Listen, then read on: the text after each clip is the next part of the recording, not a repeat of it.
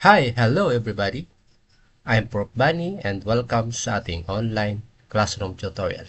Ang today's topic, pag-uusapan natin yung isang activity na gagawin natin dito sa Walkway Arduino Simulator. So, ang gagamitin natin yung Arduino Uno and we're going to create a blinking lights.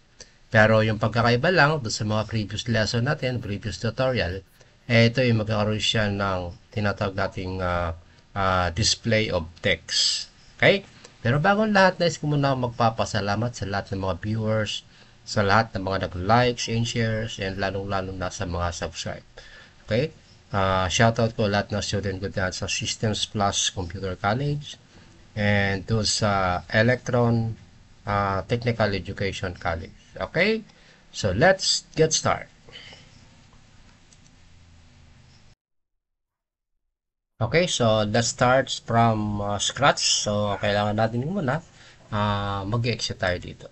Okay. Then, ang gagawin guys, punta tayo doon sa ating Chrome. Then, type nyo lang yung Walkway. No? So, lalabas na agad yan. Walkway Arduino Simulator. So, ito yan, no? Online ASP32 Arduino Simulator. Ngayon, ito na yung yung simulate with Walkway Online. So, ang gagawin natin, click natin yung Arduino. Then, we're going to start from scratch. So, click. Right? Then, tsaka natin ngayon i-ayusin yung ating okay. Dito, maglalagay tayo ng for example, breadboard. So, half breadboard. Okay. So, lalagay natin siya dyan.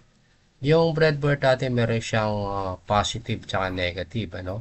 Ngayon, ang gagawin natin yan, maglalagay muna tayo ng LED. So, dalawa. Okay, so, let's put it here. Okay. Another Arduino. Another LED. Right. Ngayon, sa LED natin, meron siyang tinatawag natin na anode and the cathode. Ito yung two electrodes ng LED. Ano? The arrowhead represent the anode while the bar represent the cathode. Ngayon, ang gagawin natin guys, itong anode, ilalagay natin dito sa pin ng ating Arduino. No? So, halimbawa, pin number 8. Ito, ang gagawin natin, hangitin natin yung una. Okay. So, connect natin siya doon sa pin number 8. Okay. So, ganun din dito, no? Lalagyan natin siya kay pin number 9. Okay. Then, yung dalawang terminal, which is the cathode, ay connected yan doon sa ground. So, gagamitin natin yung breadboard. Okay. Click natin dito sa negative na ating breadboard. Okay. Nalagay natin siya dyan. Then, yung ating ground dito sa Arduino, connected yan doon sa negative. So, automatic yan. Dapat naka-black. Okay. Right. So, kompleto na siya. Ngayon, ang gagawin natin guys, since na meron akong ginawa kanina, no? So, i-paste ko na lang sa rito. Hayaan nyo na lang na i-discuss ko na lang kung ano ibig sabihin ng ating mga code. So, dito nakalagay void setup, yung pin mode. So, ibig sabihin yan pin mode. Yung pin, ito yung pin number 9 or pin number 8. Then yung mode, since ng ating output is LED, no? So, ibig sabihin yan, pin number 9 and the mode is the output. Then yung serial dot begin. So, let's take for example, gawin natin siya 5,000. Okay. Dito sa void loop, so digital write. So, 9. So, ito si 9, ito si 9. So, ibig sabihin ito si number 9, unang mag-high. Then, papunta sa 8, babalik. So, ibig sabihin, blinking lights, no, alternate lang sila.